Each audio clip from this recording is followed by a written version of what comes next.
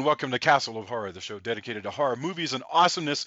This week, we kick off a new sexy vampire retrospective. I'm so excited about this. We're going to be talking about Lips of Blood from Jean Rollin, and after this, we're going to be doing a number of other sexy vampire movies, which we are going to be defining as we go along, because I think what we mean is Eurotrash with fangs, but we'll find out as we get there. Okay, bear in mind, if you haven't seen today's movie, Lips of Blood by Jean Rollin, if you haven't seen this, we're going to be talking about for this movie from the perspective of horror fans who have seen it. So warning, spoilers ahead. From Denver, Colorado, I'm your host, Jason Henderson, author of the Alex Van Helsing series from HarperCollins. With me from Austin is Tony Salvaggio, tech director at Rooster Teeth Studios, lead singer of the band Deserts of Mars, and lead guitarist of the band Rise from Fire, co-creator of Clockworks from Humanoids. Say hello, Tony.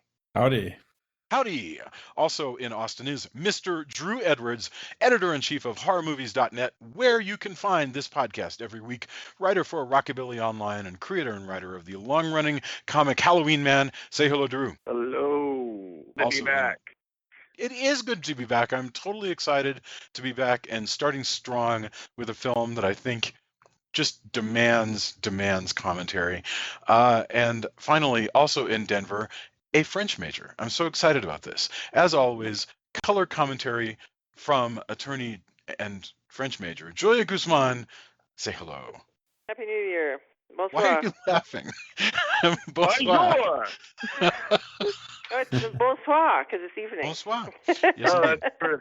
Well, I'm not a French major. So, there's your French lesson from the French major for this evening. Yeah. She's going to be able to explain. Though. And I did not see. I've been to France. I've been to England. I've been to France. I did not see the Queen's underpants though. You probably saw many ladies' underpants, though, I assume. Especially if you were watching this film. No, Okay. In fact, you were watching this movie. You did not see lady underpants. Yeah. Unless we're defining underpants as gauze.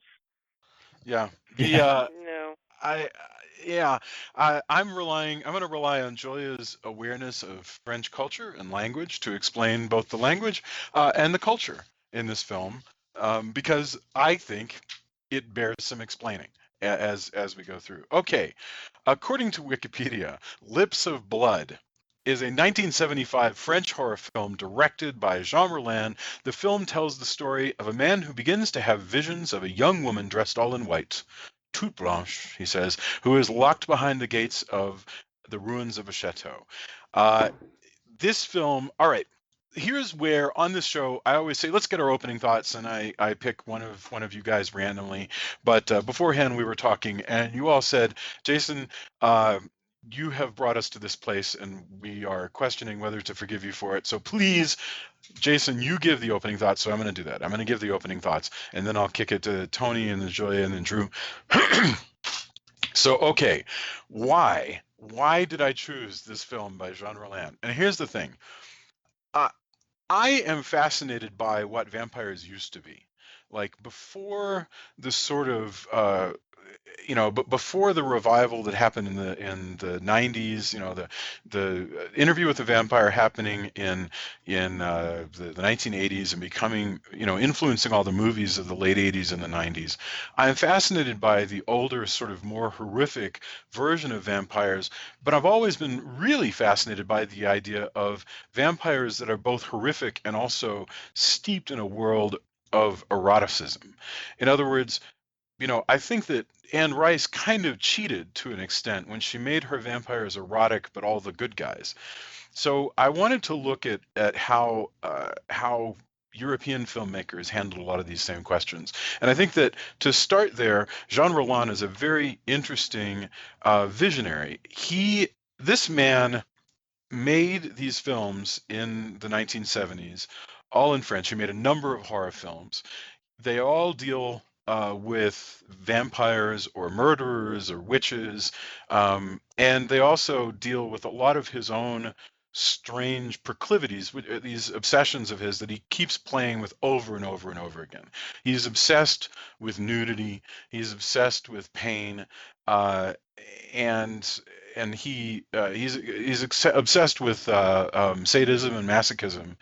But these are not hardcore films. They are softcore films that nevertheless have all of these elements through them. And I think what you wind up with is a really bizarre, strange, but consistent vision from film to film.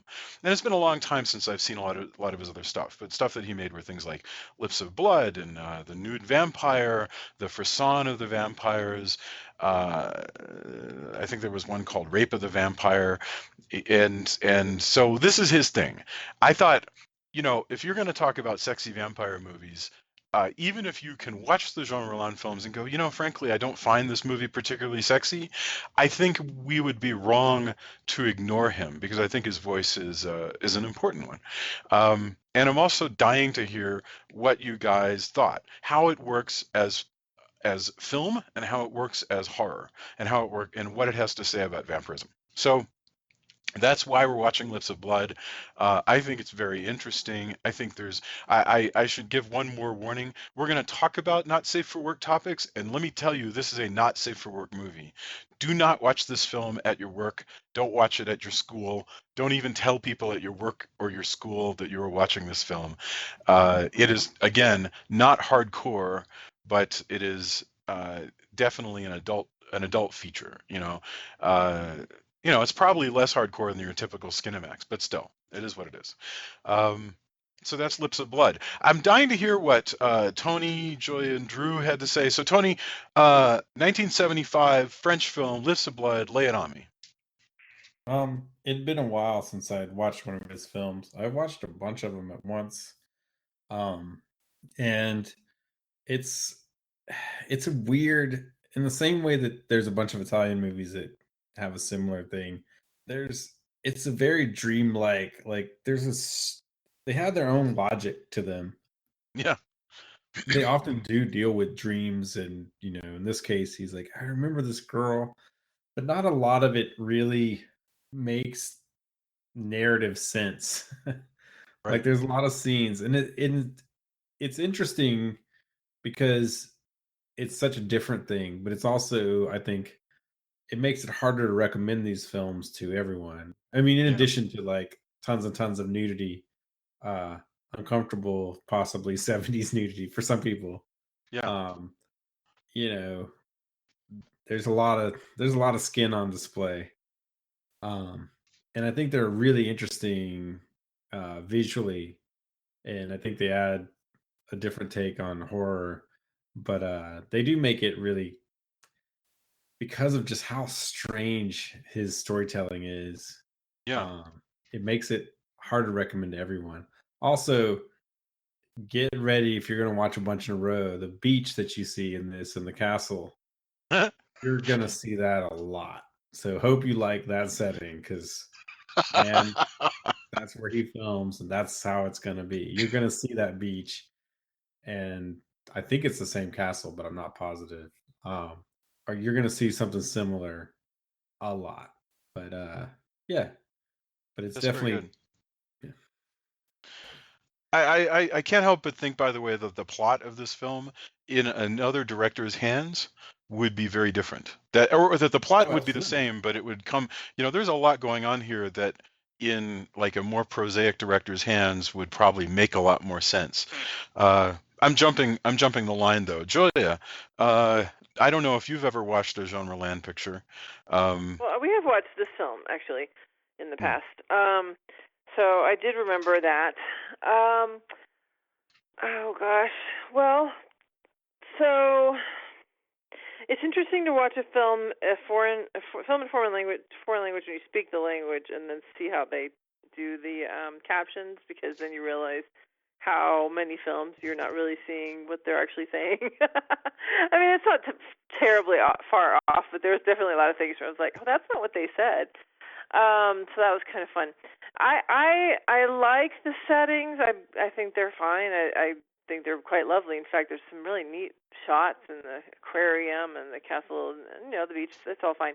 I'm definitely very troubled with all the gratuitous nudity, because I'd be fine with some of it if there was any reason for it, and especially if it was both males and females.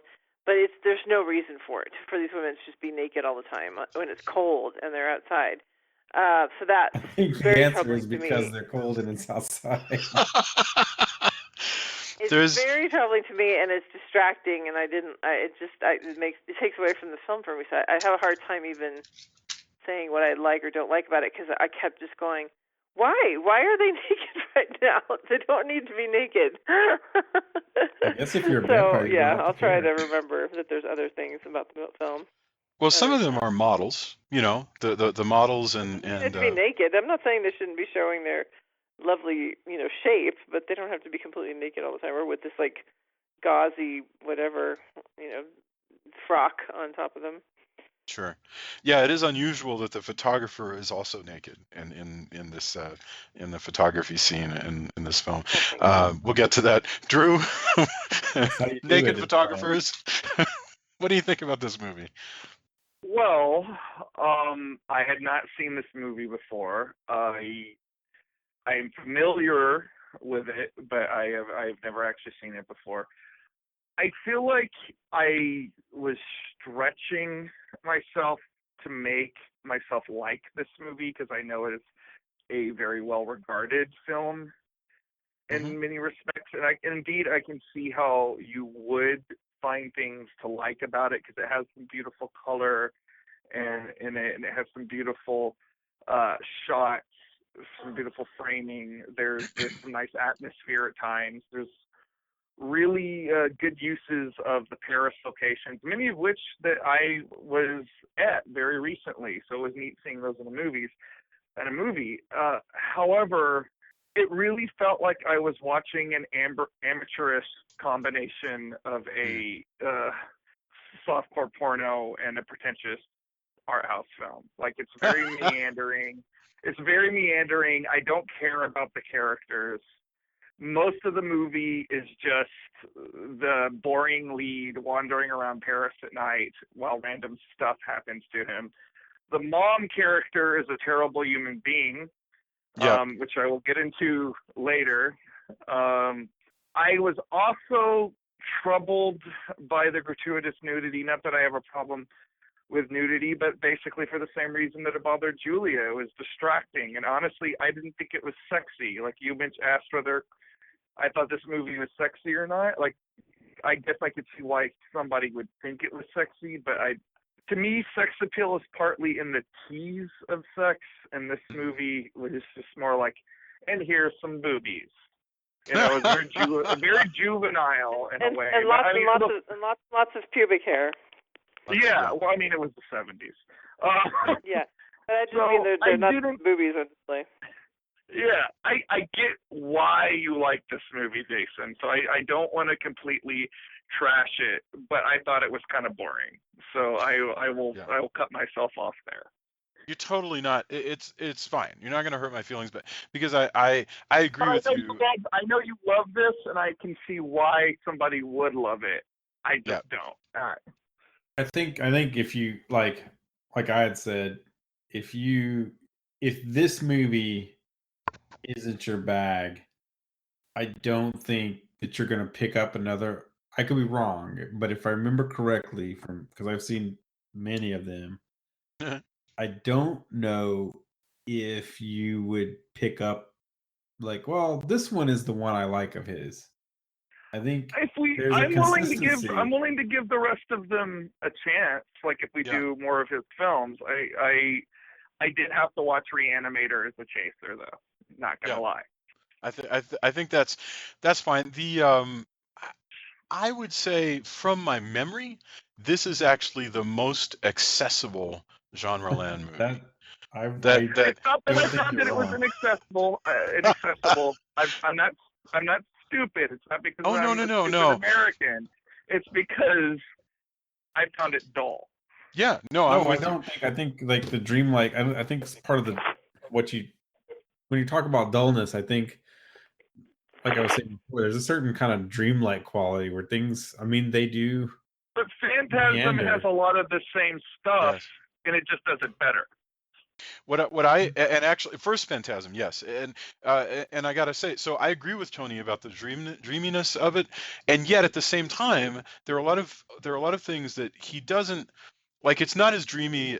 And this is not a compliment, but it's not as dreamy as like Suspiria, where there are moments in Suspiria where everything's in slow motion, where there's really interest. Sometimes, I mean, the weird thing about Jean Rollin, and we're going to get into the beginning of this movie, Jean Rollin makes movies that to me feel like verite. They feel like he's just set up a camera on it, and I'm hoping that this is his style and not just that he doesn't know any better. But from filming vampires coming out of coffins to people hanging out, it really feels like he says, "Hey, I'm going to just set up a tripod and let things happen, let the world happen in front of it," and it feels very, very lifelike in that way. The dreaminess comes from the fact that this is a very lifelike verite presentation of whack-ass things. I mean, that often make very little sense, or that one doesn't encounter every day. And let's start with it. Now, most synopses of this movie begin with the party, which is really important that our main character is in, but actually there's a scene before then. The movie begins with a couple thugs led by an older lady in a bonnet as they move a bunch of, well, I don't know how else to describe her, but that was her vampire. Hey man, that's her vampire killing outfit. All right. Yeah, that's what she wears when she goes kills vampires. Yeah, it is a vampire huntress and her thugs basically, and they are moving a number of bodies into these underground, just sort of cache places where they're going to leave these bodies in Paris, and that's the beginning. We get very little of what's going on other than that they move these bodies into underground, you know, rooms and hammer these coffins closed, and that's it. And then we move quickly then to a party, and in this party we find out that woman is actually the mother of a main character, and the main character is Frederick, and he's this guy. I don't know what Frederick's job is. No idea what Frederick's job. Didn't you skip the little boy meeting the Toute Blanche girl? No, that happens in the middle of the party sequence. So it's here. We start with an adult man dashing. Yeah. Women flirt with him. He's his name is Frederick. We don't know what his job is, but he's at a classy arty party that seems to be all about the launch. His job is to wander. Yeah, I mean, he may be a private eye. In my mind, it makes more sense if he's a private. No, there's no way. He's apparently. He's here at this party. This is a swank party, okay? He's here with a girl because he goes by the couch where the girl that he came with, apparently. He goes, "Are you bored?" She's like, "No." She says no because she's making out with another girl, and so he's not like, quite making out with her, but they're like holding hands and gazing lovingly into they're each sort of eyes. like caressing one another's arms and all this stuff. So he's like, "Okay, well, my date's set up," and so he wanders off. He's just wandering. And why is his mother at this party? This does not seem at a party that you take your mother to. I don't know. I really don't know because he's Frederick. That's. I mean, I think all the he has a creepy relationship with his mom. Yeah, Frederick has brought his mom. Exactly. Maybe it's because moms are cooler in France and they go to the arty makeout parties. I think maybe he didn't invite her. Yeah, I think maybe that'd be better. Be a friend of whoever, because this is again a very arty party. It seems to be about the launch of this perfume, and he's like hanging out with like some art directors and photographers, and he spots this amazing photograph on the wall of this castle, and then Joya, then we go, and he goes back in time as he stares at the castle. Now go ahead and explain the story of the little Frederick and Toute Blanche. So wait, before that, I'm now picturing that he's like, "Mom, you like perfume, right? Do you want me to come with me to the perfume party?" And they get there, and it's just super awkward. He's like, "Oh, I just thought it was about perfume." Hey, Mom, how about that poster's great, right? And he just wanders, which is what he does anyway. But like, I like this idea that either that or just weirdo relationship with his mom.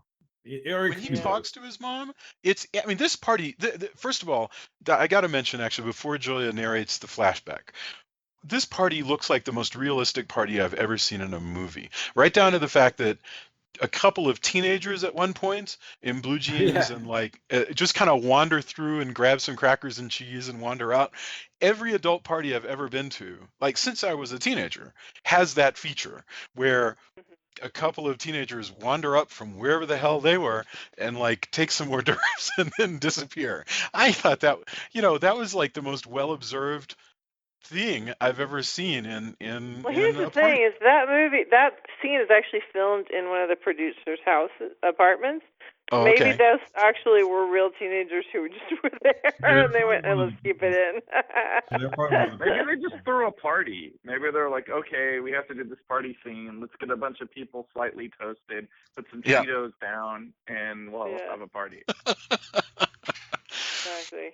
You know what else it reminded me of? There's a party scene in The Exorcist, that is very similar, where there's all these people hanging out. There's a lot of like dialogue overlapping, and it feels very, very real. So this, and this is actually, I don't think it was influenced by that. This is like a year and a half after The Exorcist. But anyway, I'm just saying, I like the way this party is staged. It gives you the idea we're in a very realistic looking film that somehow is going to have vampires in it. So anyway, when we don't know yet that he's there with his mom. Right now, he's just hanging out. His girlfriend is on the couch with his other girl and his date, whatever she is. And he's staring at a poster of a castle, and suddenly we have a flashback. Obsessed with the poster of the castle. So Yeah. So when we see that when he was a little boy, he wanders. He's like kind of off by himself. I guess he's lost or whatever. And he wanders up to this castle, and there's this girl in white, and she's very pale, but she has very dark hair, very dark lips. And so she kind of, helps him and talks to him, and they're friends. And he tells her how beautiful she is. And like I said, the captions say, "You're so beautiful, all in white." But what he's saying is, you're all white. Like she's all white. So it's not just her clothing; it's also her skin that is very pale. But so he kind of loves. He actually does. He tells her that he loves her as he leaves. But what he didn't realize is that when he closes the gate because he spends the night there. I mean, she actually puts her little net poncho over him. I guess that provides some warmth, even though it's just a few strings. But he spends the night there with her, but just laying there, not doing anything. And then and I don't know. I guess she's supposed to be 16, and he's 12 at this point. So then the next, before dawn breaks, he takes off, and he tells her he loves her, and then he'll be back, and he closes the gate on the castle, and it locks, and so she's like, "Wait, I'm locked in," and he doesn't hear that. He leaves. So now he's obsessed with this castle because it's the same castle, and he sees it in the poster, and he keeps just telling people about asking, "Where is this?" Because he can't remember. It's just such a vague memory for him, and he has no idea where that castle was and how he found it. And so now he's trying to find out where it is. Yeah. And he asks around, and before he kind of gets a lead, which is to say the photographer, he brings it up to his mom, who is hanging out in they have a conversation literally. You know how you throw coats on the bed of one of the bedrooms in a party?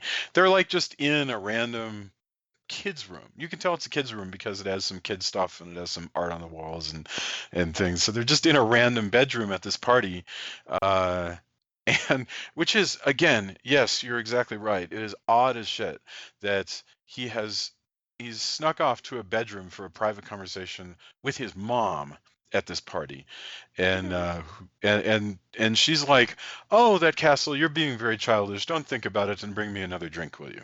That's the conversation. She's like, "I don't want to talk about that castle." Now here's what's funny.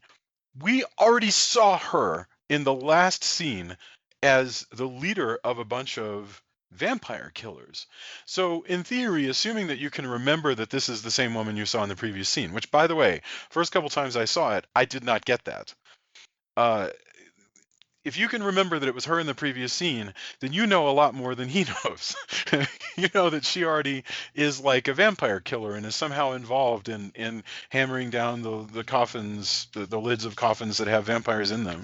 And so she's saying to her son, "You know what, don't give that stuff any thought." And we get another little bits of dialogue where she's like, plus, he goes, well, I never remember. Basically, after my dad dies, I lost all memory of my early childhood. And so this must be a memory from before my dad died.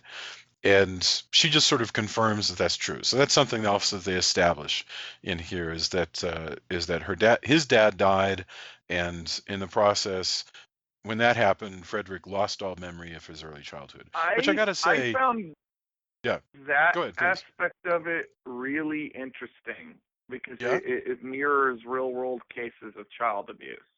really. And yeah, like sometimes you lose chunks of memory if you're a victim of child abuse, and I I wish that this movie had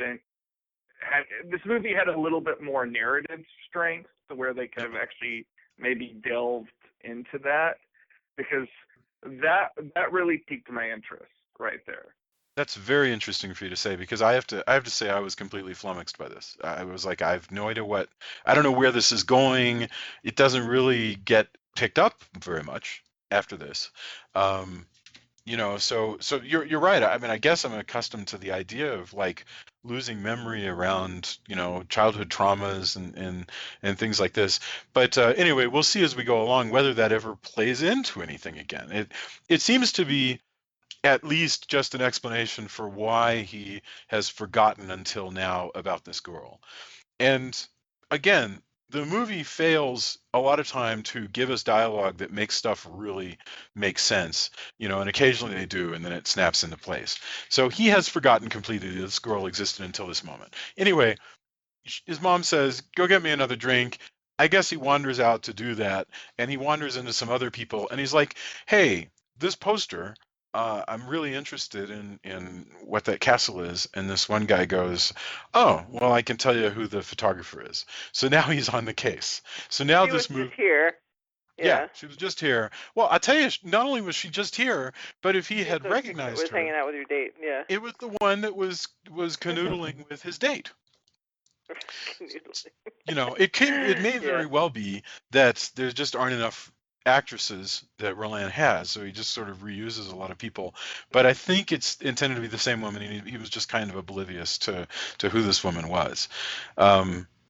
Anyway, so he the next day goes to the photographer's place, and now we get we for a moment before he shows up, we spend some time just at the photographer's place, where the photographer is taking photos of a model, and it's a nude session, and this is Pornographic nude session. She's like masturbating.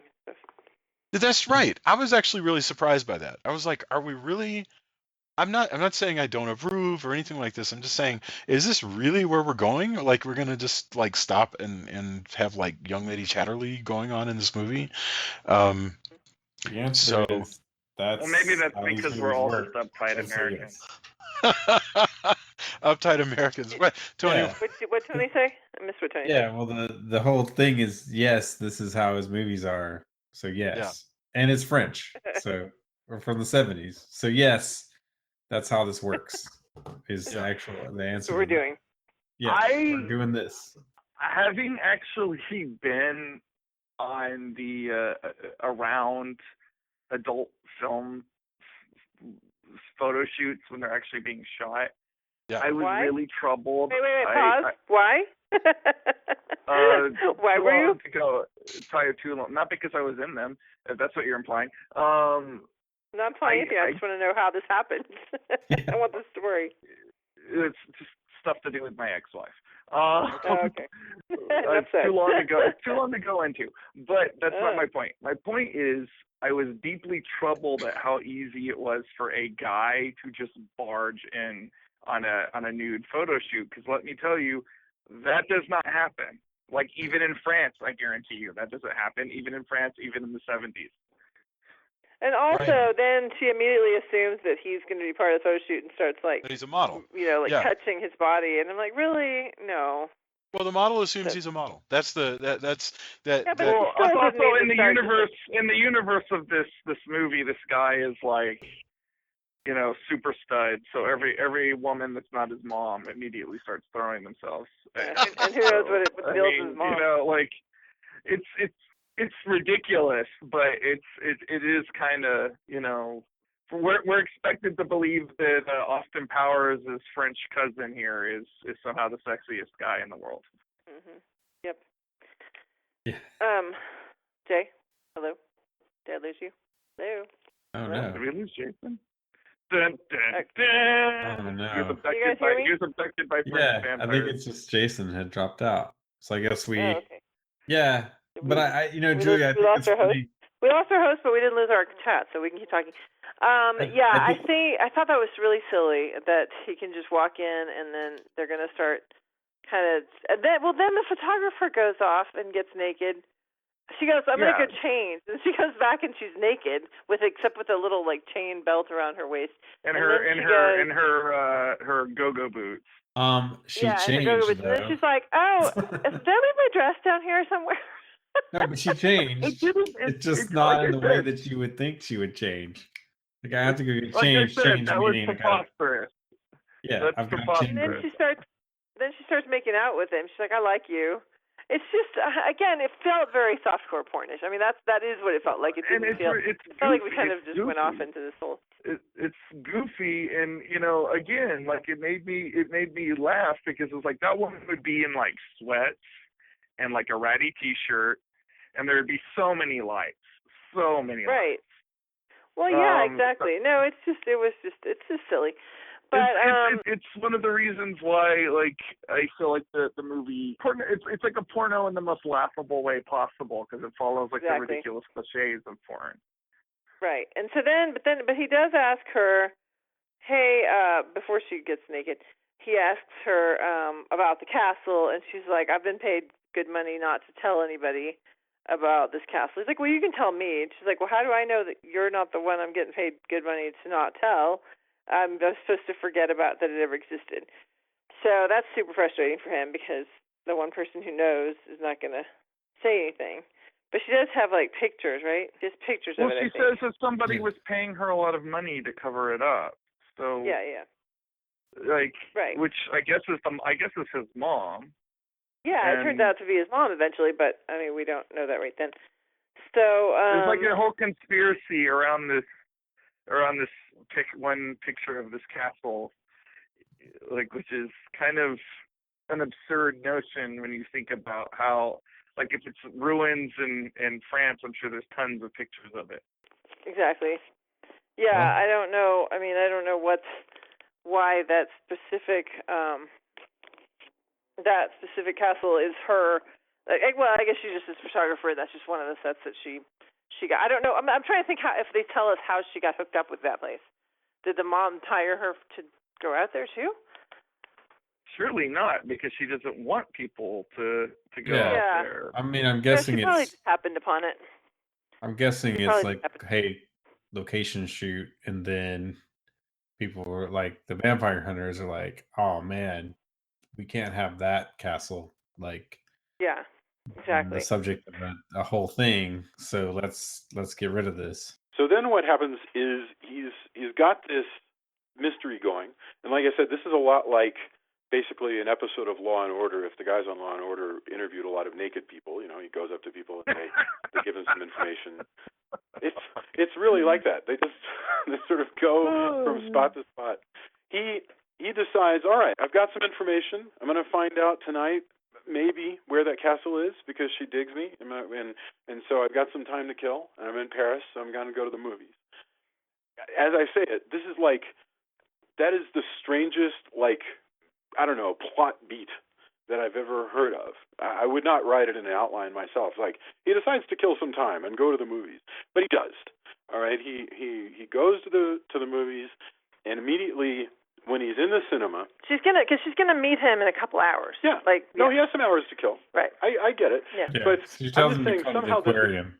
Right. They're gonna meet at the aquarium, and he has some time to kill. And I'm just saying that in Michael Douglas in a film, if he's he's working on a case, he doesn't suddenly go, well, I got 6 hours, I'm going to go catch a double feature. That's just, it's an odd beat, and I can't even put my finger on exactly why, other than that such prosaic parts of life don't often show themselves to us in film. But anyway, he goes to the cinema, and almost immediately after he sits down, he sees the girl that he remembers from his vision. In theory, for the first time since he met her when he was 12, other than in his vision, he literally sees her standing in the back of the theater. While he's watching this film that is also kind of its own little bizarre... What did you know what film it was? I can't remember. Isn't it another one of the films? It's another Jean Rollin picture. Yeah, but it's got all this wonderful, bizarre music. It's just already creepy. And then he sees, like, under the exit sign, he sees, like, this light, and there she is. Mm-hmm. Yep. And she leads him up. He gets up to follow her. At various times when she speaks, when he follows her into the street, she's across the street, standing at the entrance of a cemetery. And she tries to speak to him. She moves her mouth, no words come out. And no sound comes out. And then she disappears. She disappears like Samantha disappears on Bewitched. She just goes, bink. It is. It's like a light got turned off. Right. Mm-hmm. And he takes this as a message that he should go through the door into the cemetery, and he jumps the fence and continues to follow her. And it turns out she has a plan for him. She leads him to a crypt where he frees the vampires that we saw Mom burying at the beginning of the film. I have to say, as we go later, if Mom is burying those vampires at the beginning of the film, in current day, when she talks about them moving the bodies around, is this something they do all the time? I mean, in other words, that scene just happened. Yeah, I think they're just like Buffy and the Scooby Gang, but without the Buffy. Right. No, I get it, but I guess that's true. I guess these are recently buried vampires that might be. But okay, you know what? Table that, because we're going to get back to how these vampires operate later. Anyway, he releases a few vampires. Well, now it's time for his date. So he releases vampires, and then he hustles back to go meet up with. He has to go meet up with the photographer at I keep wanting to call it a planetarium. The aquarium. The aquarium. I'm sorry. Yes. Interestingly, I just was at this very aquarium. Really? That's awesome. Yeah. Oh, that's fabulous. Yeah. Honestly, the entire place, like all the statues and the fountains and everything, are basically everything throughout this entire scene are places that I was just at, and I'm kind of amazed they were able to shoot this without there being tons and tons of tourists, even if they were shooting at night. Well, yeah, I think they shot at night, and they didn't have any permits or anything for the cemetery. Yeah. I don't know about the aquarium, which makes me laugh. So, I mean, Drew, did you see any vampire hunters with fantastic mustaches? Oh, yes. The hitman blimmy mustache? Okay, yeah. It's going to get a lot more weird and crimey because, he meets... As he's wandering away from the place where he set free some vampires, he runs into a woman in the street who says, "Oh, hey, Frederic, I don't remember why exactly she claims to be meeting him on the street, but she's like, I'm that girl that you met when you were 12 years old." And he doesn't believe it at all. He tells her, "You don't look anything like her." He just saw the other woman. He knows it's not her. But he goes with her. But he goes with her to see what the hell it's about. Do you think he never has a moment of believing? No. I think he's just like, what is this about? Why is she saying this? Does she know anything about the real person? And she takes him to a room with a frog for some reason. Oh yeah, right. That's what you do. That was really that is legitimately dreamy. That bit, because it's just like, why is there a frog there? Like, there's no rationale. And then when he is asking her questions, he's like, "You're not the girl. You don't remember the toy that I gave you when I was 12. You're just some woman in oddball makeup." And because she has these like geometric shapes in her makeup and stuff, and And he's like, "You're not the girl." And so she, rather than respond to this, just runs out, and then thugs run in. The vampires come in and release him after the new wave woman locks him into the. And she locks them in there. She locks them in there and wanders off, and then the vampires come in and unlock the door and let him leave. Right. I love those two vampire twin girls. They don't look the same, but they're both short and little. They're so funny. Yeah. I just like them a lot. And they get to wear clothes. They had a special class. We should take a moment to mention, so yes, the vampires for the first time here actually rescue him. And so that was useful. In fact, Jennifer, all in white, had him set free a number of vampires, and now, for the first time, this team of vampires actually comes to his aid. They're made up of four. We should, can we for a moment just take a moment and over the whole film describe this team of vampires that sort of act in concert together a lot as they run around Paris. Well, there are two of them. I mean, there are four of them. Two are twins, and two are not twins.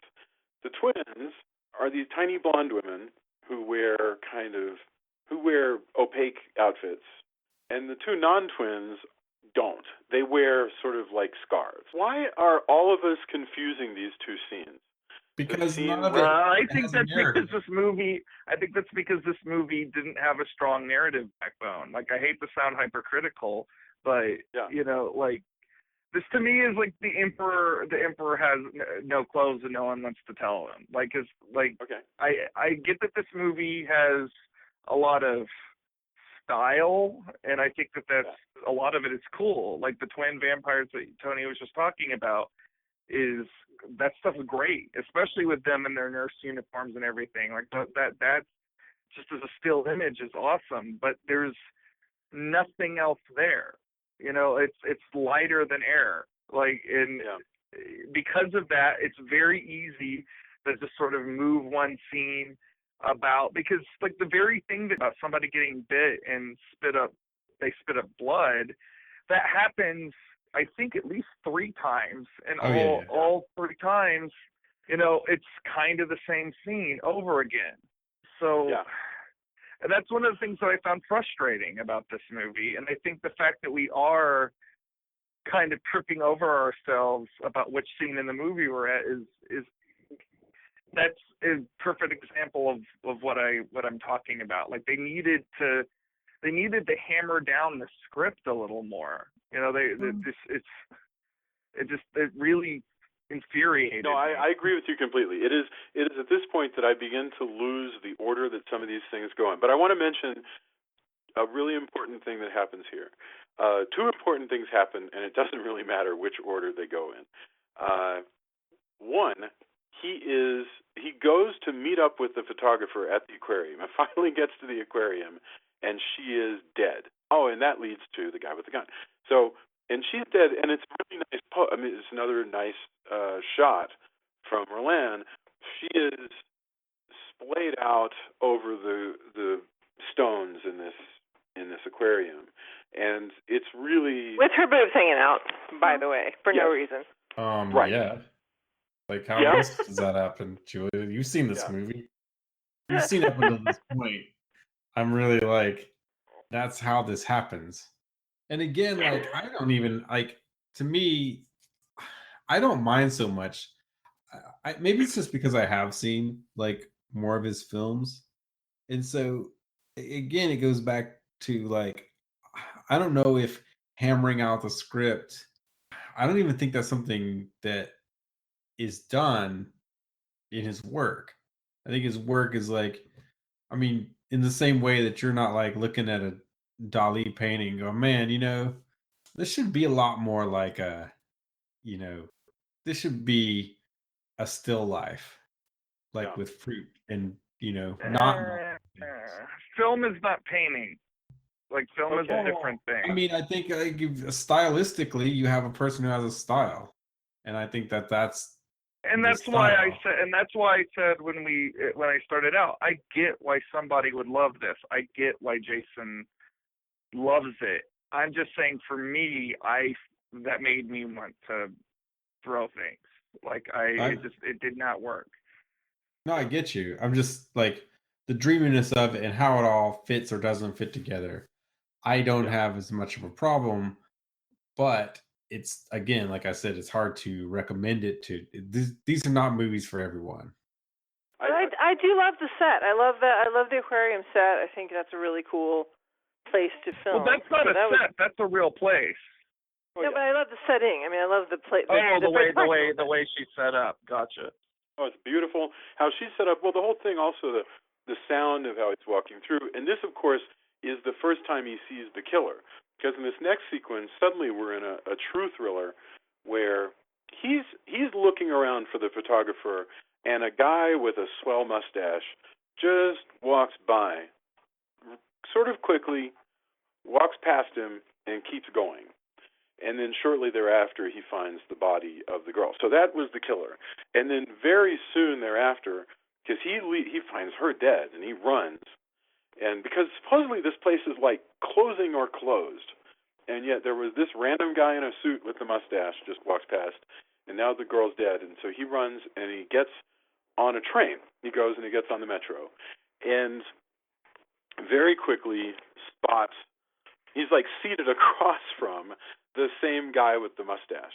And this is actually a cool sequence because he's like staring at the guy's staring at him, and then after a moment the guy's like, well, I got to shoot you. And it's like Drew said, that Metro never has no people on it. I mean, that's crazy. Yeah, like, I have no idea how they pulled that off, especially if they didn't actually have permits.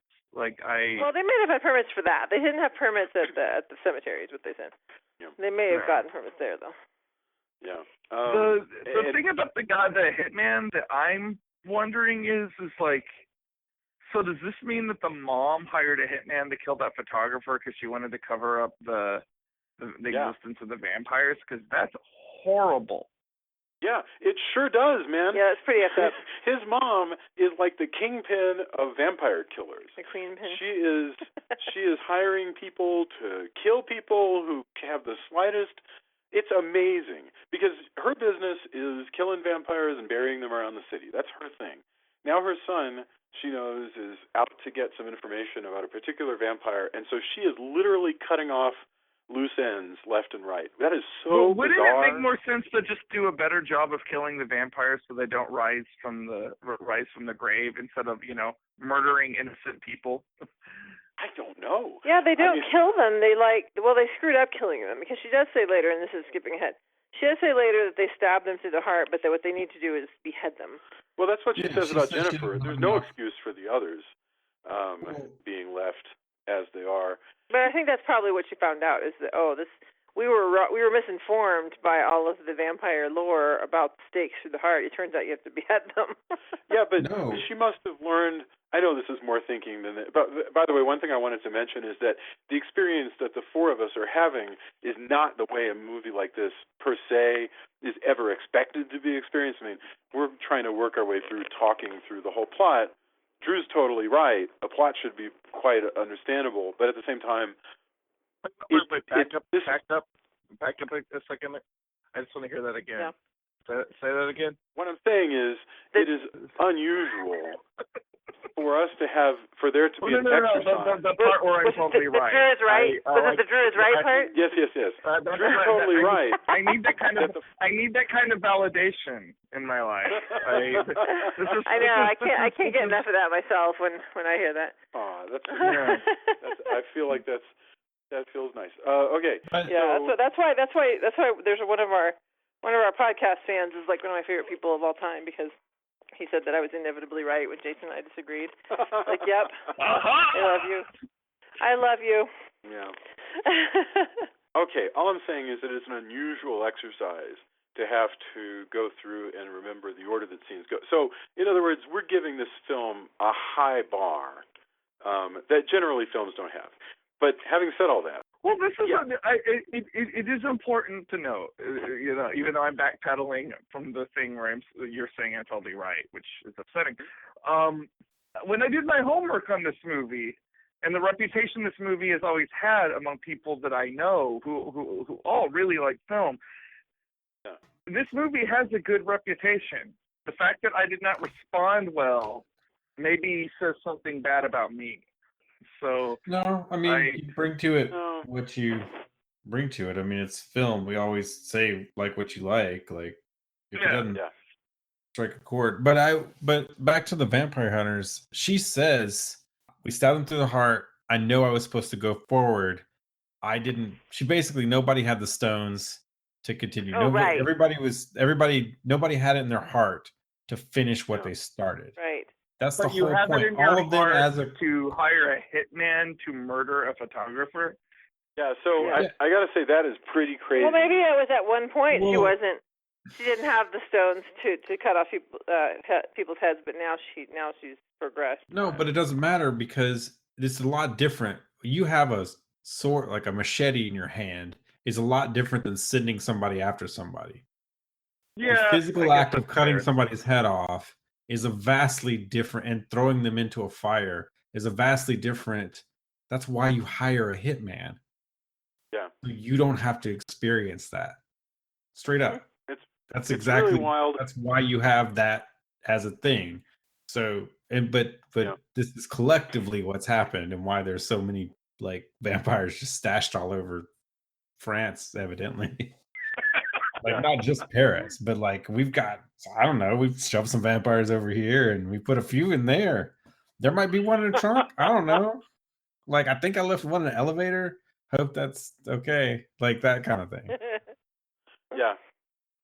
Yeah, it is a very strange. There's a whole other story going on, which is this woman's like, just her little empire of vampire killing, which is like nothing we've ever seen in a movie before. I mean, it is made up of, it's cut rate. She doesn't have a lot of money. She has some dedicated thugs, and she has enough money to hire a hitman. And Once that's she's got her really, rockin' vampire killer outfit and gas lantern, she Yes. wanders around cemeteries with. Yeah, it is truly, it's wild to see this thing with the mom. Anyway, to go back to the scene where Frederic meets up with the hitman, they have an action scene. He's pursued through some cool spots, including this waterway. Like an the end of- aquifer.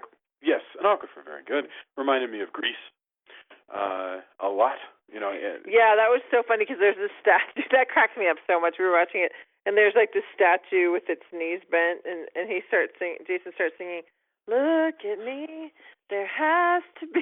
Oh my God! I died laughing. I was like, poor Sandy got turned into stone, and she must have looked on what is it, Sodom and Gomorrah, whatever.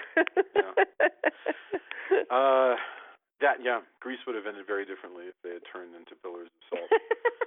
Or vampires. So, the vampires take care of it. Yeah, the team of vampires, who once again, two naked ones and a pair of twins, come in and kill the hitman. Dear Pen Forum. I never thought your letters were real. I never thought this was happening to me. I was confronted by Hitman, and then naked vampires came out. That's funny. Yeah. Okay. So now we go and I believe this is the scene where he finds his mom and hears the story.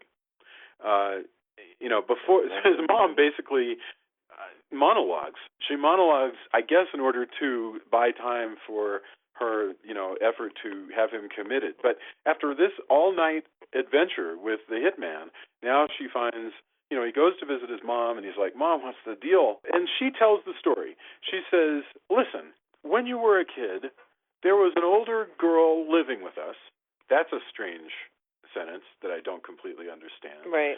But she goes, "There was an older girl living with us, but she became a vampire.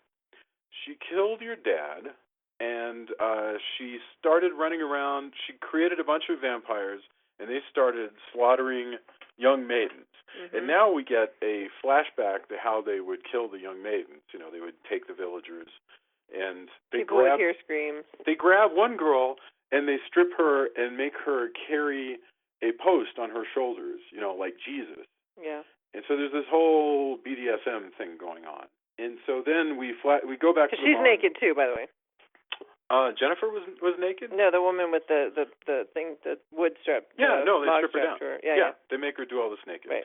Yeah, and so now we go back to the mom, and the mom is like, so, we got together and we made war on these vampires, and now we stashed them, like Tony says, all over Paris, and in theory all over France. And Do we still have Tony? Yeah. yeah, Oh, yeah, you're there. and she's like, so you got to believe me that this is important. So sorry about this. And then he goes out and outside, and he gets grabbed and taken to be committed. And no sooner does that happen, but he is basically rescued yet again. Any other movie probably would have lingered on him being in a sanitarium longer, but we basically get like one scene of him in a straitjacket, and then Right. the twinsies attack his doctor. But this is still this is still oddly my favorite scene in the whole movie, because I just love the image of the two vampire girls dressed up as nurses. Mm-hmm. It feels like an early 80s like metal video. Oh yeah. Like, and then there's the part where you remember that part, and then the vampire chicks show up and they bust the guy out. Yeah, I can totally see that. Yeah. Judas Priest, or maybe there's a number of bands I could think of that would fit in with, but it reminds me of that. No, it's very strange. It wastes no time at all with immediately the vampire. I mean, this vampire team basically does nothing but do Jennifer's bidding. Now, he gets captured, they save him. He's got a hitman after him, they save him. Now he's been put in the hospital, they save him. The only difference here is that she does show up again briefly, and again is not able to make words. I don't know if he's completely figured out that she is just a vision or what. I'm not completely clear. No, he hasn't figured that out yet. Yeah, so... But this is where he finds out the name of the chateau. He goes out into the street. He runs into the vision of the vampire. She appears again. Jennifer, puts her arm around this guy selling picture postcards. A blind guy. A blind guy, yeah. And I love this. I thought that was such a neat thing, where she's like, check out, this guy's postcards, and immediately he finds a postcard and it's a picture of the castle. So finally he knows the name of the castle. It's perfect. That I have to admit. And again. But I was really annoyed by that scene, because this poor guy is blind, and he's walking across the street, and then so he just walks up to him and takes the postcard and gets some money and then gives it to money. But he never says any words out loud. And you're like, it would probably be helpful to this sight-impaired person if you would say things like, I would like to buy a postcard. I'm going to give you money now, instead of just doing the transaction in silence. That's a very good point. Yeah, it's one of many, many odd choices that the film makes. They're probably like, we just don't want to have to pay this guy for lines. I don't even know if that's how it works in France. It is. But okay. Goes now to Sauveterre Castle, and he's like, this is it. This is the castle. Basically, this whole end sequence has a number of things happen in it. The important thing is that he goes to the room. He finds the room of this girl. Yeah. And it has all her stuff in it, and it has this weird, Virgin Mary style statue of the girl, I guess it is. Yeah. And a coffin. And so, thankfully, they have very helpfully left a hammer and chisel next to the coffin, so that he's easily able to pry it open. and in amongst here, a couple things happen. Mom shows up and gives him more information. And she says, hey, we're here to kill a bunch of the other vampires, because she's brought her team, and they, in a pretty gratuitous scene, go chasing after the vampires and kill each of them pretty easily. These vampires are pretty terrible when facing up against vampire killers. They die pretty simply and are thrown. Well, can I say this is the most rapey looking vampire execution scene I think I've ever seen, which is actually saying a Absolutely. lot. You're totally right, man. At this point, we are completely on the vampire's side. Vampires might kill innocent people, but in this film, and they kill innocent people in this film, and yet we are totally, completely on the side of the vampires against these unsavory thugs who are out to catch them and stab them and set them on fire. Mm-hmm. It is. I think you're absolutely right, and I don't think it's a misreading. I think it's deliberate. Oh, of that I have no doubt. It's still creepy as hell.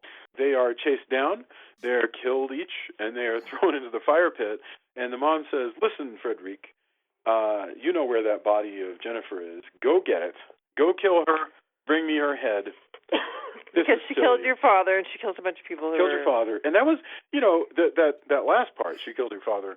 That's actually some pretty good drama. That's why she thinks he's going to do it. But it's honestly, from a plot perspective, it's a stretch that she would trust him at this point to go and assassinate Jennifer. So he comes back to the fire pit, the vampire fire pit, and with a head. With a head. Says, "Here it is. Here she is." Rock on. And so they throw the head into the fire pit, and then he goes back and he's, of course, beheaded the weird Virgin Mary style statue thing. Yeah. And Jennifer's there, and she's like, "Oh, you have freed me. I've been trapped down here, but I learned to project myself. I learned to she doesn't use the term astral projection, but she's like, I learned to project myself outside of my coffin. At first, all I could do was read this book next to my coffin and kind of hang out in my room with all my stuff that they put here so that I wouldn't exist anywhere else in the universe. But then, when you remembered me, that freed me to come and hang out with you sometimes. And that was pretty cool." So she's like, but mostly I've been trapped in this coffin. So she wasn't able. She says, "I wasn't able to appear as an image to you until you remembered me." Yeah, it's fascinating. Also, over. Like, the book, it would be something like where you don't have anything else to read, like in the bathroom, and it's like I also have this Dr. Bronner soap. I read that a lot, and also the back of this like aspirin substitute, which I know all the effects of. Mm-hmm. So yeah. So then she's like, "Well, let's go hang out on the beach because I've always wanted to go to the beach." So they go and they're on the beach. They get naked. They make love. Can I just point out, this is the craziest sequence. They're like goofing around. She's playing with the doll. She puts her head over the doll. Like, ha. I mean, this is like Herman's. It's like a romantic comedy montage. It is. Yeah. It is like a scene from, it's like Naked Gun, when all of a sudden, Herman's Hermits is playing and he's running across the beach with Priscilla Presley. It's that kind of goofy. She's like shouting at the waves, Yeah. Hear the crashing cymbals. As of course she's naked because they always have to be naked. Not all the time. When she was shouting, "Hear the crashing cymbals," on the beach, she wasn't naked then. But no, they make out naked on the beach. Well, that's the one time when you're supposed to be naked in a movie or elsewhere, is when you're actually making love to somebody on the beach. But the rest of the time, she's just still naked. Yeah. Yeah. So that whole sequence happens. I mean, Drew, were you at this point just sort of tearing your hair out at how bizarre the film had gotten when they're frolicking on the beach? Again, it's not the weirdness. Like, weirdness I can take. Like it's the fact that it's so wishy-washy in the way it's constructed.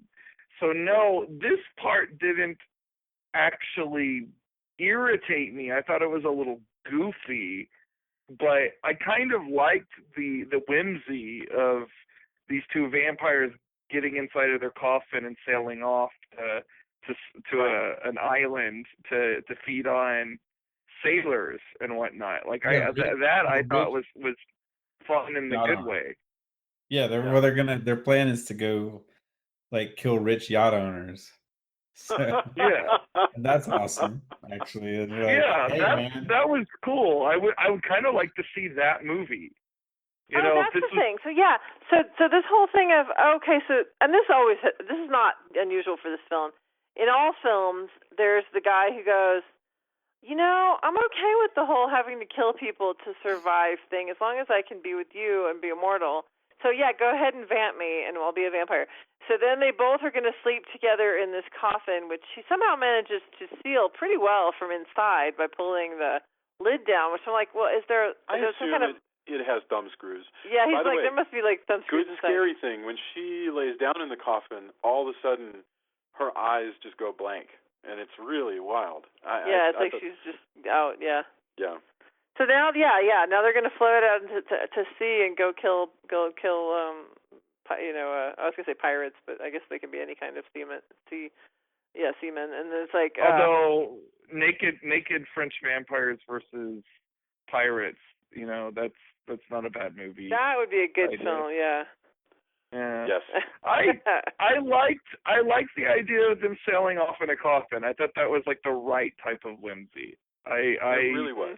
No, I agree with you. I thought that was truly lovely. That she and she does have a line there where she goes, "You're starting to think like me." The vampirism process affects your brain such that your will. It's inescapable that they're not Dexter. They don't just go around killing bad people. They kill people. They kill good people. It's just that in the plot of this film, we spent most of our time looking at some truly awful vampire hunters who are willing to slaughter other innocent people in the course of their war. I mean, that's really interesting. So anyway, off they go, sailing into the distance, and that ends Lips of Blood. At least the version that I've seen and that everybody else has seen. There apparently is like a more explicit version wandering around up there. I don't even know if it still exists, but supposedly it exists. It might be a legend. Gosh, we should get our final thoughts. I guess since I opened with my thoughts, I'll close with it as well. Here's the thing.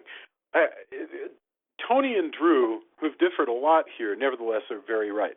Tony says you couldn't show this movie to everybody. It's not a straight-up film like The Rock or something. It's I would never say The Rock. I don't know why I chose The Rock. My point is whatever. I'd be like, oh man, it's not a straight up narrative like the Transformers movie. What? Why? Whatever. Why it's The Rock?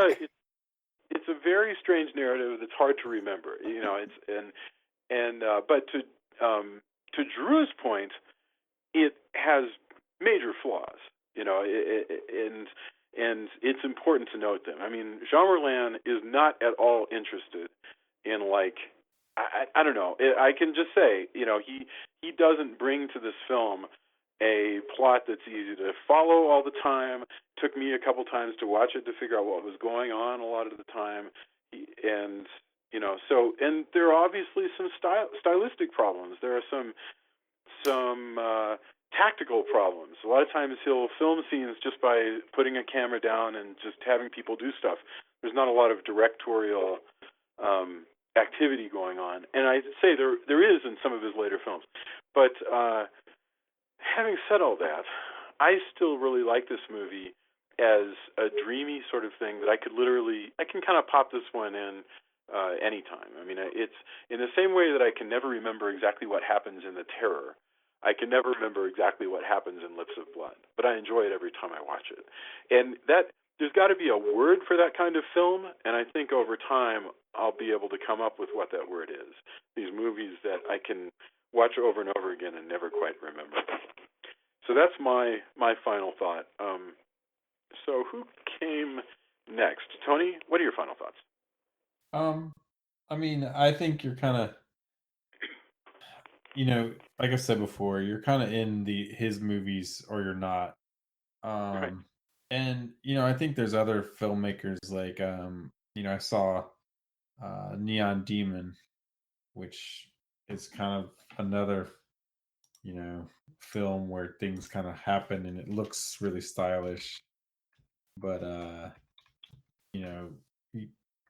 perhaps more of a narrative, but it's still like and then some more things happen, and then some other things happen. I don't have as much of a problem with that, but I mean, definitely, there's these, like I said before, these films are not for everyone. They're kind of dreamy, breezy in both a figurative sense and a literal sense. If you watch all the gauze and everything that is barely draped over many of his nude vampires. Yeah. I'm kind of more with you, but I never can fault somebody who's not in it. Right. I think it's a great film to mine for imagery and kind of how to tell a different sort of vampire narrative, or different vampire movie. But yeah, I like his films, but I will say that they, even after watching many of them, there's parts that blend together. They kind of flow, and he has a certain style that is definitely not for everyone. But I don't know. I'm with you. I pop it in for the imagery and just Yeah. kind of how it all works, or sometimes doesn't, and that's how I view them. So, by the way, somebody else made the comment where they're saying, watching this film, you always kind of want to say to yourself, I feel like I missed something. I want to back up, which Yeah. she was pointing out has a lot in common with giallo pictures, which I often also have that experience where I'm No, like, I'm in agreement with you there. yeah. Okay, Julia, what are your thoughts? Well, I mean, I think I've already said, most of it. I think it's a very visually striking movie in terms of the settings, but I'm, like I say, I'm not a fan of the choice of costuming or absence thereof. But I really like the I love French, and I love watching stuff in French because I just think it sounds beautiful, and that was kind of fun. And then there's some neat things, I don't know. I did remember it when I was watching it, which is like more than I could say for a lot of films, like you were just saying, where the kind of things just become forgettable. I think of them as the Chinese food films, personally, where you're like, oh, that was really satisfying to eat, and then you're like, I feel hungry again. Interesting. But anyway, so I don't know.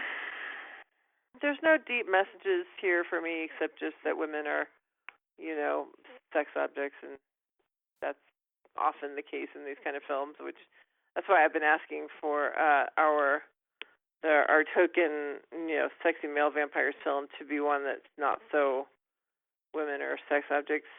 I don't mind if it's men are sex objects or if nobody is sex objects, but that's my preference.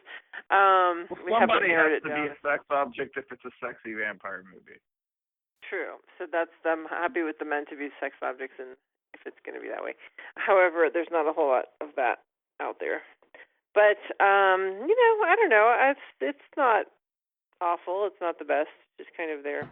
Outstanding. Drew, you're the biggest detractor, so where do you come down? I mean, like, if people are like, hey man, I see you did an episode about Lips of Blood, should I watch this movie? I mean, what are you going to say to them? Well, I actually, to repeat some of the stuff that Tony said, I can't fault anybody for watching this movie just for the imagery. Like, there's some beautiful, beautiful colors in this movie. There is some interesting visual stuff. I get, as I said many times during this episode, I get why somebody would like this movie. It just did not work for me, and I act at times while watching it strained because I wanted to like it, because I know you, who I respect quite a bit, loves it. And I wanted to be able to be like, yeah, that's something that we can love together. But Sure. it just didn't come together for me the way I would have wanted it to. I don't regret having watched it. It's a movie that I have been curious about for a few years now, so I'm glad that I can say that I've seen it. I think if somebody were to ask me if they should watch it, I would say, well, if you're interested in, foreign horror films, I would say, yeah. But I would say, like, it doesn't, if you're looking for something with a strong narrative backbone, this isn't it, But Right. if you're okay with some maybe some cool looking Paris locations and some cool looking ruins, and, like I love some of the shots of the lead vampire in her white outfit with her red lips. I thought some of those shots of her were beautiful. So if you're just interested in that stuff, then you probably will get a lot out of it. But it didn't work for me as well as it could, and didn't even work for me as well as other movies that are dreamlike really work. But again, I do get why one would like this movie. I just didn't. Yeah. I mean, that's excellent. And I think there's, by the way, obviously there's plenty of room for all kinds of disagreement. I know that that you have things that you love that don't particularly work for me, and that's just the way that stuff works. And the funny thing is, the weirdest thing is that you and I are in a very similar team, because a lot of times I'll be going through my everyday life and somebody will go, man, why haven't you watched X film, which is really well respected and is brand new, or why aren't you watching this new HBO show, which everybody loves? And I'd be like, I would be so into that, but I'm still, working my way through 1970s exploitation horror films. And let me tell you, the stares that you get when you go, I'd love to watch Game of Thrones, but I have like 3 or 4 Dario Argento movies that I still got to work on. It just, that people just do not get that. Same as when you say, I'd be happy to watch football. Yeah. Go ahead, Drew. I spend so much time, I only get so many hours a week to watch, movies or TV, and a lot of those hours are spent up watching movies for the show. And a lot of the times people are like, oh, you're in the horror films, why haven't you seen this new horror film? And it's because I've spent the time watching a movie for this podcast. But I will say this, I feel like because we've bounced around a lot from subject to subject, I have a more well-rounded vocabulary than maybe some other. If I may pat us on the back as a group for a little bit, I feel like within this one particular genre, we have covered a lot. So that's another reason why I'm glad that we are doing these films, because it's yet another notch on my horror fan belt. Yeah, no, absolutely. I feel the same way. Besides, it's a more interesting life, honestly. Very cool. All right. Well, that gets through all this. Let's do our endorsements. I mean, I'm curious as to what you guys have been watching or listening to since we spoke last. So I don't want to go first on this because I've been going. Well, no. All right, fine. I'll continue with where we have been. My endorsement of the week is you must listen to Life After, the podcast from GE Theater. It is a I believe 6-part audio miniseries. So you can listen to it like on Stitcher or whatever. And it's only 6. I think it's 6. Even if maybe it's longer than 6. But my point is, you listen to it on your way to work. It's really good. It's in various episodes, and it's a mystery thriller about a guy who starts using an app that reproduces the personality of his dead wife. So, because it takes all of the things that she posted on social media and creates a fake personality out of that. And, but quickly things start turning really strange, and he's being put into positions where he has to decide whether his loyalty is to this app or to his job and his country and what have you. It's not the app; it's to his dead wife. Right. Yeah. Right. Exactly. So definitely good, and you should check that out. It was called Life After, and it's a podcast. Tony, do you have anything for us? Yeah, a couple things. I caught up on anime, which is on Crunchyroll, so you can see this for free. A 80s anime called Giant Gorg, Gorg. If you like kind of Johnny Quest style adventure, and you also like the Iron Giant or Giant Robo, I think this is for you. It's also super 80s, which is great. But I really, really have been enjoying this. And in the same boat, Jason, for you, I highly recommend, and we've talked about it before, the Devilman DVD box set, which is Discotek, who are the saviors of old school anime. I think they also did the Giant Gorg, like the actual DVDs, which I had. Jason, you need to see the original Devilman, because man, that stuff is weird. Like the OVA we've seen before that we're familiar with, that makes a lot of sense. The actual superhero-ish Devilman, the green Devilman, like, man, whoa, that is trippy. Cool. But yeah, you should see that. And finally, even though I haven't seen it, fair warning, Emily Haggins, who is here from, hopefully I pronounced her name right, is from Austin, has a new film on Netflix called Coin Heist. And I've heard nothing but good things about it. She's awesome director, has been doing this since she was teen or preteen, and has been consistently making movies. Super good person, super cool director, really talented. But yeah, and that's on Netflix, so you can watch Coin Heist whenever you want to on the site, and that's really really awesome. I'm looking forward to it because I've heard nothing but good things, and I love heist films, and I think a teen heist film sounds pretty awesome. So I'm kind of stoked. But yeah, I just wanted to put that out there because she's a really cool filmmaker, and I like to support good people. Outstanding. Cool. Julia, do you have anything to endorse? I have gotten kind of obsessed with the Leah Remini Scientology documentary that is on what station? What network is it on? It's on. Gosh, I'm blanking. I actually don't recall, but anyway, but yeah, it's fascinating and truly disturbing to see the lengths at which organizations, churches, people, whatever, will go to control and to get money. And of course, seeing a lot of that, in the world, the greater world as well, as far as like, how just lengths that people go to exert power and influence over others. And I mean, and always have, for eons, people have used religion, they've used government, they've used whatever to control the masses and get more money and more power and more fame and whatever else.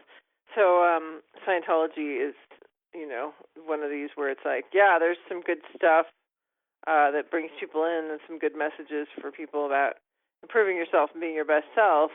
But then when you get really deep into it, they take over your life, they take all your money, and it's just, I mean, it's pretty shocking. It's pretty shocking, the kinds of things that people are doing. So it's very interesting. I think she's putting her life at risk doing this documentary, but I certainly applaud her for it because I think she's a hero to people who are either in it and need to get out, or considering getting in it, or have family in it, just to kind of shining a light on that.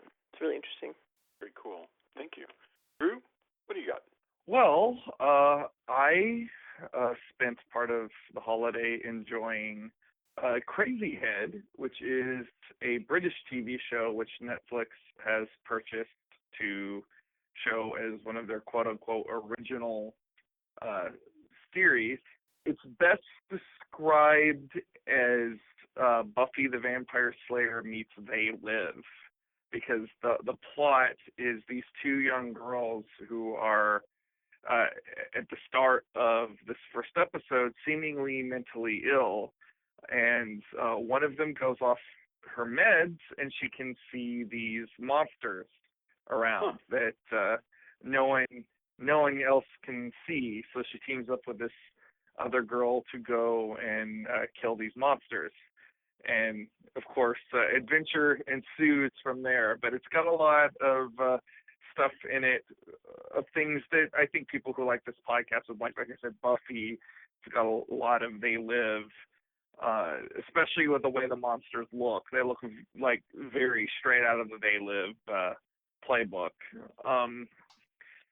It's just fun. It's quirky. It's got that British quirkiness that I think some of the better Doctor Who episodes have. What's it called again? Crazy Head? It's called Crazy Head. And it's only, I believe, about 8 episodes, so you can watch the whole thing in like an afternoon into an evening. It's not a huge commitment of time as far as these types of shows. Like, the episodes are only about 45 minutes long, and if you have like a day where you're just like, screw it, I want to stay home, it's just good, fun genre TV. It's not life changing, but it's definitely an enjoyable time waster. That's a good tip. Thank you very much, because I wasn't aware of this at all, but it sounds fantastic. It seems to be flying underneath a lot of people's radar, which is why I'd like to bring it to people's attention. Yeah, it looked interesting. Ray and I watched the first part, and then it seemed pretty violent. She was kind of like, I don't think this is for me. It But gets progressively more violent. So she was right. Oh well, the intro is hardcore enough. So yeah, okay. Well, I plan on watching it. She checked out after like 10 minutes. I think you'll dig it, Tony. Cool. Oh, I have to That's really good. I have to add an endorsement too. Go crazy. The new Sherlock season is so good. Oh my god! I mean, I always have to forget about Sherlock every time it's on. It's only, I think it's only 3.5 episodes. But anyway, we just had the second one last night, and it was so crazy, and shocking, and it's so good. So if you haven't already gotten into Sherlock, you have lots to catch up on. It's awesome. Outstanding.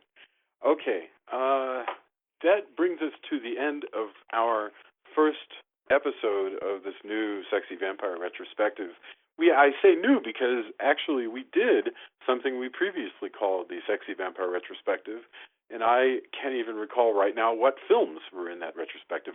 Oh, well, I assume that was where Vampire Lovers was. Maybe Interview with the Vampire? Maybe Interview with the Vampire. I don't know. The hunger was discussed, because I think when we brought this up on Facebook, the problem that we were having about finding other sexy vampire movies, particularly one with a sexy male lead, is that we've done a lot of what people think of as the sexy vampire filmography. Sort of go-to examples, yeah. Yeah. Right, but there's still a lot of Italian stuff that we can get to. There's a lot, I want to take this retrospective to spend a little bit more time overseas for sure. But I think Julia's still deciding what she'll do. I have a thing for Alyssa Milano. I think it would be cool to do Embrace of the Vampire, also because it's wonderfully cheesy 1990s vampire horror. So we're gonna hit some cool stuff. I don't even know exactly what is on this list yet, but I think it's going to be cool. I really appreciate you guys watching this film and discussing it. I think this may well be one of the few podcasts that actually does an episode on Lips of Blood. I think that's going to be cool. So everybody have a fantastic week, and those of you listening, I'm glad that you're here, whether you're listening on bleedingcool.com or horrormovies.net or wherever you get your fine podcasts. Please come to the Facebook page and let us know what you think. We want to hear from you. All right. Thanks, everyone, and have a fantastic week. Night. Good night. Good night.